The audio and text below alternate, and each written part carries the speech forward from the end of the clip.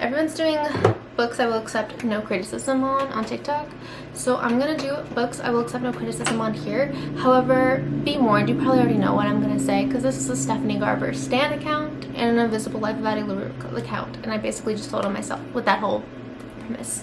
Here we go, all the books that I'm going to talk about. First one up front, Big and Bad, Invisible Life of Addie LaRue by V.E. Schwab. And this is kind of like a girl makes a deal with the devil. It's kind of enemies to lovers slash love triangle. Tragic, beautiful ending. This girl makes a deal to live forever, but then she meets someone who also has secrets and she kind of falls for him and there's a lot going on. But then the devil also has this like, weird attraction to her.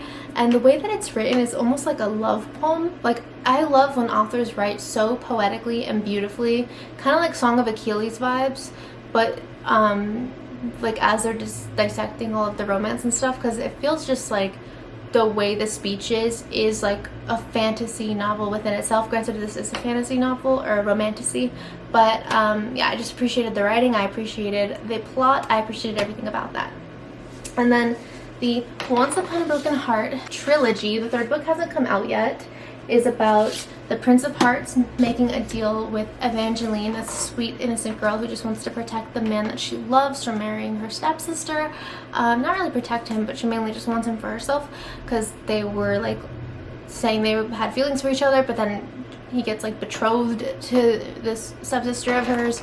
So long story short, she goes to make a deal kind of like with the devil, but he's like not the devil, he's the Prince of Hearts. And he's like, you have to give me 3 kisses, but not necessarily him. It's more of like he gets to choose who she has to kiss. And he like does all these like tricks on her, and she like hates this guy. She's like, you just want to play all these games. And then in the second book he starts catching feelings, and it is the slowest burn. They haven't even kissed yet, and the people who read these books are like at the edge of every single word. This whole 2 books, like, you still feel fed with the romance. You don't feel like deprived, and they haven't even kissed.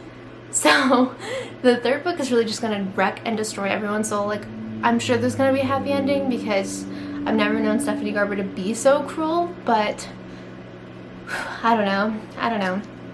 It's really, it could go either way at this point, but I'm on the edge of my seat. It's literally my favorite trilogy of all time, and I haven't even read the third book. I don't even know how it ends yet.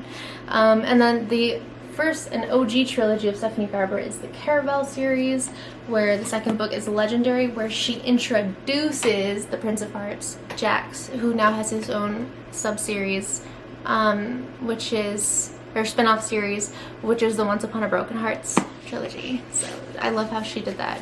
And then This Is So Beautiful finale. These books are great. These books are amazing. This is a kind of like a murder mystery, but I don't think there's murder. I don't know. I think some people do die. I don't know. But basically it's like this pop-up carnival that you have to get an elite invitation from, and Donatella and Scarlett are sisters that grow up kind of worshipping this carnival, but it's like so prestigious and elite to get in. It like uses a lot of real magic. Like, they use magic to pop up randomly in certain places or like whisk you away to certain places, so it's like really just hard to come by because they're in the real world. So they're like, I hope that this happens for us. And then also I think something about their mother who passed away was like tied to the Caravel event, or I think she went once, so she used to always tell them stories. So then growing up, Scarlett used to write letters to Legend, who is like the inventor of this, and I guess like he is frozen in time, he's gonna be young forever, kind of vampire vibes but not vampire. And long story short, it's just they get this invitation and they go, and it's very like you have to solve all these riddles, you have to go through all these mazes and figure things out. The minute they get there, Donatella goes missing. Donatella is Scarlett's sister, and so they're like, oh my god, we have to go find her. Or Scarlett is, but Scarlett also has this like really cute guy that's like hanging out with her, but he also talks in riddles, and there's like, it's like a bad boy kind of vibe.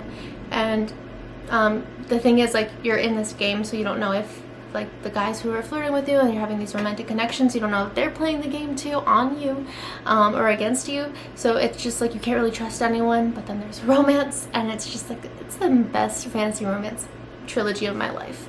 And I read Akatar. Yeah, I know, shots fired. But yeah, that's all, folks.